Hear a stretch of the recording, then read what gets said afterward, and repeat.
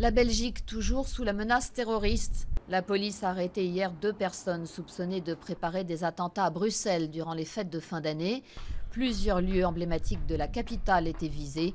La police a procédé à des perquisitions et trouvé des tenues d'entraînement militaire et du matériel de propagande de l'État islamique. L'EI justement qui perd du terrain. En Irak, l'armée a repris la ville de Ramadi qui était aux mains des djihadistes depuis mai 2014. Les forces irakiennes ont hissé le drapeau national sur le QG gouvernemental pour marquer leur victoire, un symbole important face à l'EI. Et le Premier ministre irakien a promis de libérer tout le pays en 2016. Des rues transformées en rivières, des centaines de personnes évacuées. L'Angleterre passe les fêtes de fin d'année sous l'eau, notamment dans la région de York, dans le nord. David Cameron a envoyé 500 militaires pour construire des barrages, mais ces inondations relancent le débat sur l'efficacité des mesures anti-inondations en Grande-Bretagne, pays insulaire, où près d'un logement sur 5 est menacé par l'eau. Côté météo, les États-Unis ne sont pas en reste.